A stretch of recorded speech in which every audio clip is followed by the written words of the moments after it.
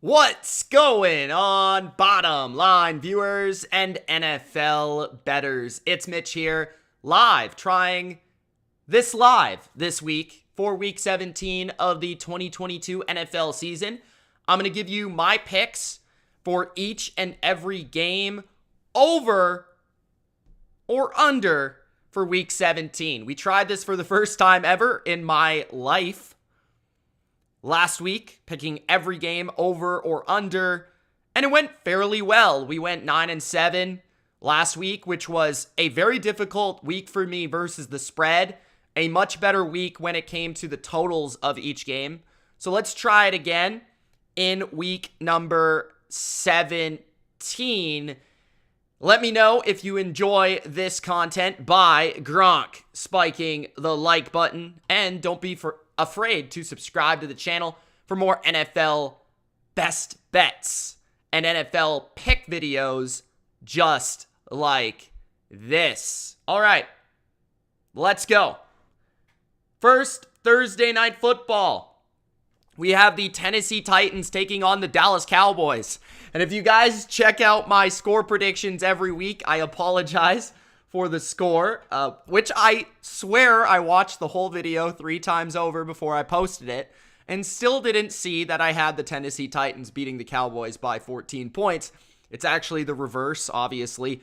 The Dallas Cowboys are favored by 14, and I have the game going over. I believe I had my score prediction of 31-17. Mostly because I just feel like the Cowboys are going to try to be aggressive early, try to score as much as possible in the first half, and then they're going to try to kind of take that foot off the gas in the third quarter, fourth quarter. Tennessee is treating this game as if it's a preseason game. They've got Josh Dobbs in there, which I actually think is an upgrade over Malik Willis because he can actually throw a forward pass, so that helps their offense. But the Titans are without like 7 or 8 of their best defensive players. They're not playing Derrick Henry. So the Titans are basically treating this like a rehearsal, so to speak, for next week versus Jacksonville. And I just think these type of games lead to chaos, lead to points, lead to a lack of like details. And I usually feel like those games go over. So I'm leaning towards the over. Don't get me wrong. I'm not betting anything in this game because there's so much we don't know about these two teams right now, especially Tennessee and what they're going to bring to the field, especially on a crazy, wacky Thursday night. But I'm going to go with the over 40 in this matchup. The next game is the first Sunday action. We've got the Cardinals and the Atlanta Falcons. This is a game that I did bet the spread. I'm on the Cardinals plus 3.5. Most books, I believe, now have it off the hook, and it's at 3. But the total, I think's interesting. I feel like this is very accurate. I could see both teams being in the 20s here. And overall, I do lean towards maybe a little bit of a surprising under the 42. Because Desmond Ridder has just struggled overall to throw the football. And I feel like Atlanta's main ability to move the football is going to have to be to run it. And I feel like with this being J.J. Watt's final game in the NFL, I feel like the Cardinals, him as a leader, maybe this is looking in too much into this, but I feel like J.J. Watt is going to pump up the rest of his defense, and they're going to play well for him. So I feel like I have respect for Vance Joseph, what he can do with the defense, how he can prepare for a limited offense like what we've seen with Atlanta. And I do feel Atlanta will win maybe by like a field goal. One team will get into the 20s, but I think the Cardinals will be just outside. Something like, 24-17, something to that degree. But I think it's going to go just under the total because I don't trust both teams to consistently move the football with 2 backup quarterbacks in this game. Next game, we've got the Tampa Bay Buccaneers and the Carolina Panthers. Spread is 3. Tampa is favored at home. Total is 40.5. And this one went well under this total in the first matchup. It was 21-3 for the Panthers. I'm going to say that the total once again goes under, but we may see a different result in terms of who wins. I just feel like most games this year for the Bucs have gone under. Even when you try to speak the over into existence, it just doesn't really happen. I think that both teams will have some success offensively, but I don't think it will amount to a ton of points on either side. I think both teams are run by defensive coaches. Both teams are pretty conservative when it comes to fourth down decisions, field goal decisions. Both teams are going to want to run the ball and stay balanced. And I feel like for Carolina, their main priority is to run the football. I don't think it's going to be overly successful if the Bucs do have Vita Vea and Akeem Hicks both playing in the game. And then for Tampa Bay, I feel like their best approach is to pass the ball, but with all of their kind of suspect injuries and play calling on the offensive line and with Byron Leftwich running the show, it just feels like they kind of shoot themselves in the foot consistently. So I feel like both teams will have kind of inconsistent success in the game. I think it goes under, but probably not the most confident play here this week. Next, we've got the Detroit Lions hosting the Chicago Bears in a game that has a wild total. I mean, this total is crazy high for two teams like Detroit and Chicago, where Chicago doesn't really throw the ball. So to really hang a number like this, that just really is an indictment towards these two defenses. I mean, that's really what they're saying here, is that these two defenses absolutely stink. I don't really disagree. I do feel both offenses can move the ball. I do feel both offenses will get into the 20s. The question is 52 just too high of a number? And for me, I'm willing to bet that it is. I think that Detroit will run it. I think Detroit will play action, will protect Jared Goff, will make plays down the field, will score points at home. I do think Justin Fields will be able to run. I do think Chicago will be able to run the ball. But I feel like with both teams' main success coming through the ground game, I feel like taking the under, condensing the game due to the clock consistently running because of the running game is not a bad idea here with the inflated total being so high at 52. So I'm just willing to fade. Chicago not being a pass-happy team. These two teams wanting to run the ball. I'm going to go with the under here. Next, we have a 40.5 total with Washington and the Browns. This one I was kind of wishy-washy with. I was kind of back and forth with this one. But I am going to go with the over, and it's not confident, but I'm going to go with the over because I like both these quarterbacks to potentially turn the ball over and lead to occasional short fields for the other team. Like, I feel like Deshaun Watson can turn it over. I feel like Carson Wentz can turn it over. And I do feel the Commanders will be able to move the ball on the ground, and I do feel like that's going to open up some big shots down the field for Carson Wentz to these speedy receivers. I also think that Amari Cooper, Donovan Peoples-Jones, David Njoku, Deshaun Watson, they've got some athletes, they've got some playmakers to make some plays in the passing game. So I do feel like this game is one where I would look towards the over for a multitude of reasons.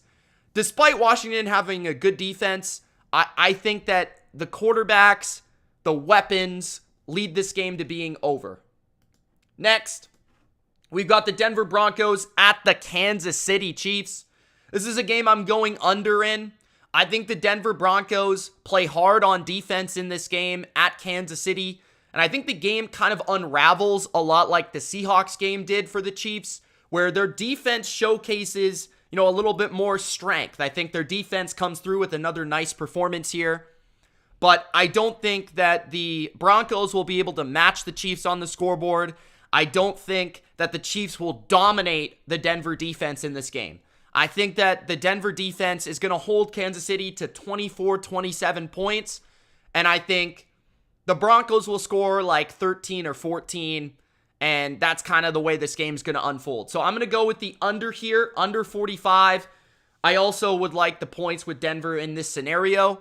But I just feel like Denver, new coach, new passion, reinvigorated. They're going to play hard, and that's going to lead to the under. Next, we got the New York Giants at home taking on the Colts. This is one that I thought initially for the over just because of the Colts and the madness of this football team where it just feels like this year with Jeff Saturday, most of these games have gone over because he just doesn't know how to manage a game. But I'm going to go with the under here because when I look at both teams, I feel like the Giants defense should have a good game, pressuring Nick Foles, causing some havoc, stopping the run. I don't think the Colts are going to be able to run all over the Giants. And I feel like Don Martindale is going to really heat up Nick Foles, and that offensive line stinks. So I think the Giants will do a good job at home, especially at defending this bad Colts offense. On the other side, I think the Colts defense is still legit, and even though they're better at home, I think they do a really good job at stopping the run most of the time, and that's the priority of what you've got to do against the Giants. You got to be able to contain the edges, contain the quarterback from running, which they've got a lot of speed, and you've got to be able to shut down Saquon. So I feel like this is an under that I do like this week, is the under Giants Colts. I feel like the Giants win, maybe even cover, but it's kind of like a defense first performance for them. Next, we've got the Houston Texans hosting the Jacksonville Jags.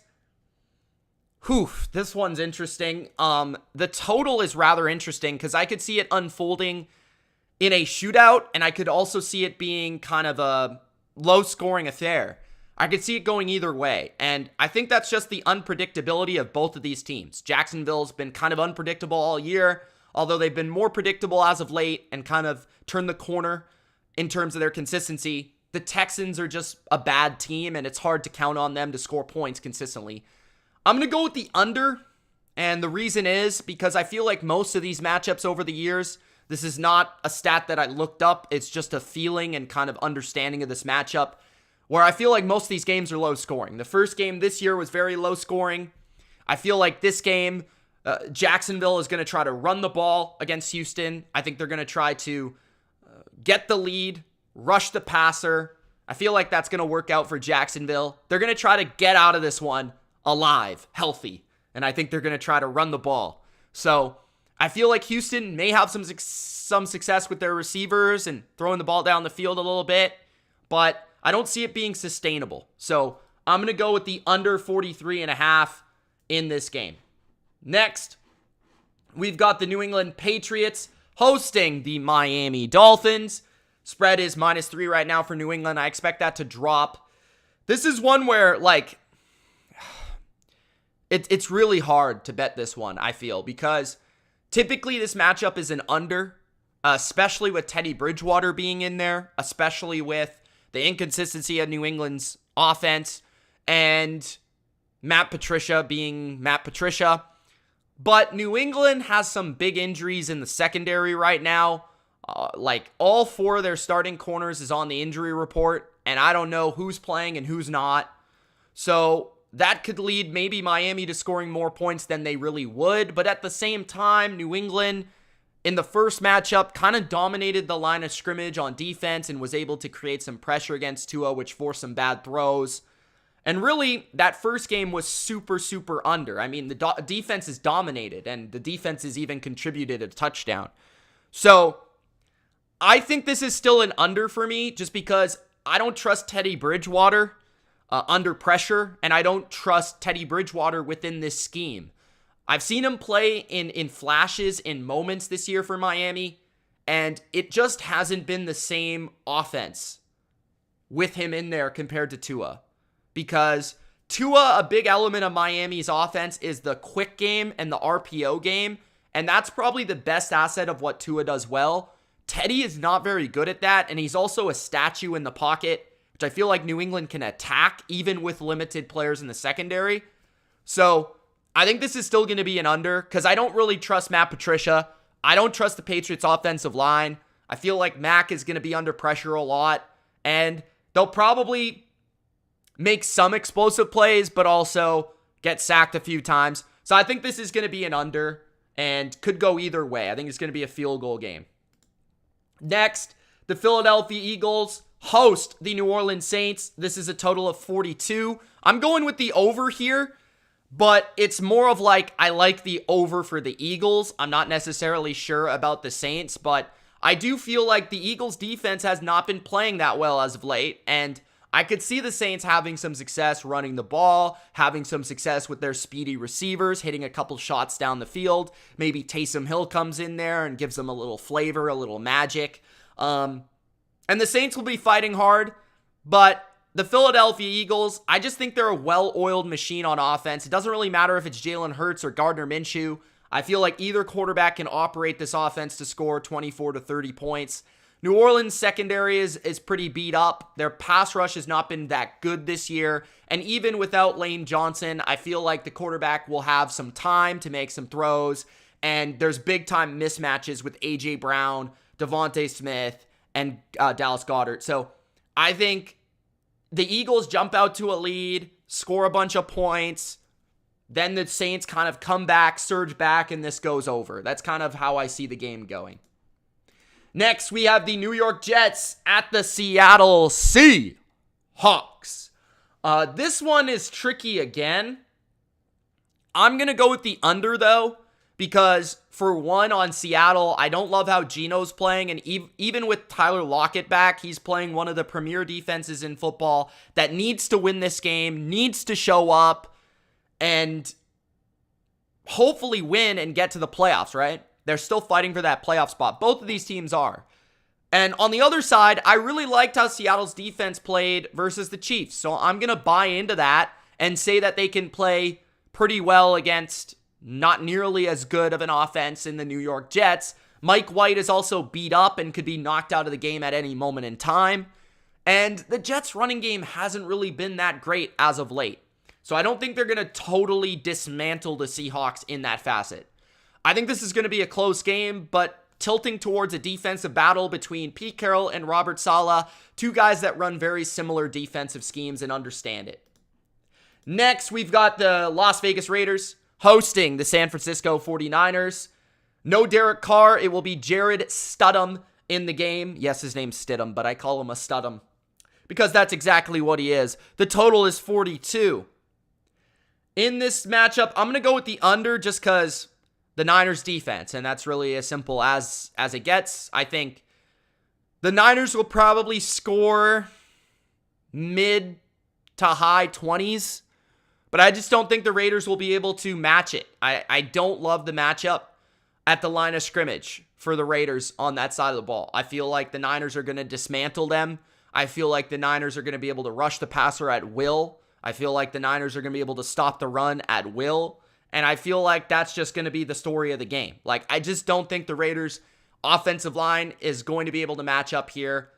And I think it's going to be a tough day for Stidham, who hasn't started a game all year. And I don't think Josh Jacobs is going to be able to get it going. So I'm going to say, Niners dominate again, but mostly due to their defense. If this does go over, it's probably because of turnovers. I don't really think the Niners are going to come out here and just sling the rock all over the yard. Like, I don't see that happening either. So I'm still going to go with the under. Next, the Los Angeles Chargers and the Los Angeles Rams play both at home in this game. The total is 43. I'm going to go with the over on this one. I like how the Rams have been performing with Baker Mayfield at quarterback. I think they've gotten back to a bit of a run game here. I think that run game will come through against the Chargers. I don't think their run defense has been tested quite the way that we would have thought the last few weeks. I think the Rams test it with Cam Akers, who had a massive game last week. And I think Baker plays a pretty solid game off of that run game. On the other side, I think Justin Herbert can move the ball a bit. It's just going to come down to, can they put the ball in the end zone? So I think this game goes over. I think both teams get to the 20s, and I'm thinking like 24-21, 24-20 Chargers, something to that degree. But this should be a good game. Next, the total is 48. Packers host the Vikings. I'm going the over here. This, I think it's a pretty easy play. Again, like, I feel like maybe it's the public play, but I think it's the right play. Both teams are offensive teams. I feel like the Packers defense is a bit overrated, especially when it comes to their coverage. I kind of felt they were bailed out a bit by Tua last week. I felt like there was yards to be had there, plays to be had there.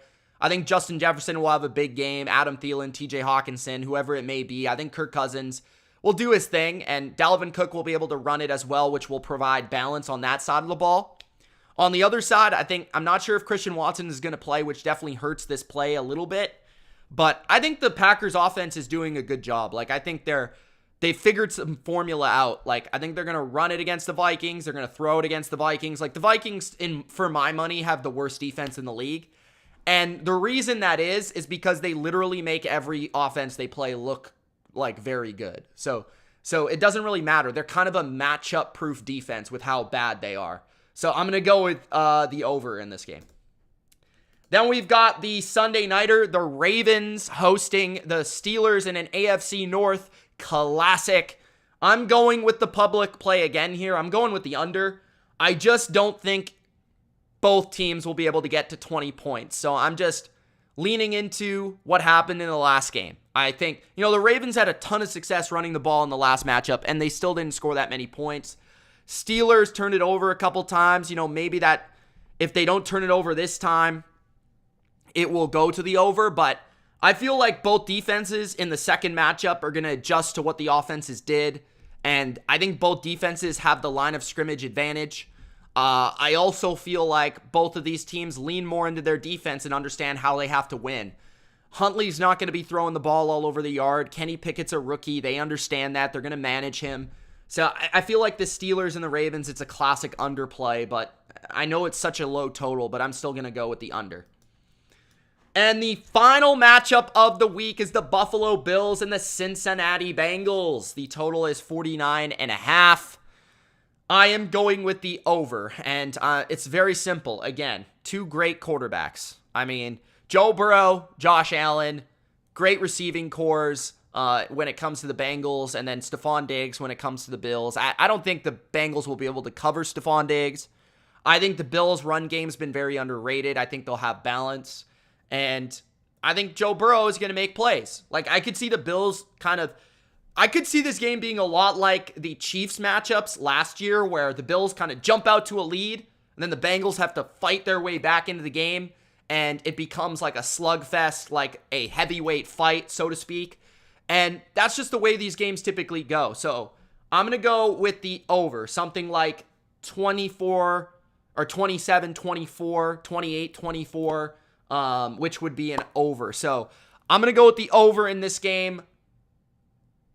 Either team could win it, but I expect both teams to score points. Both teams also have defensive injuries, more so than offensive injuries.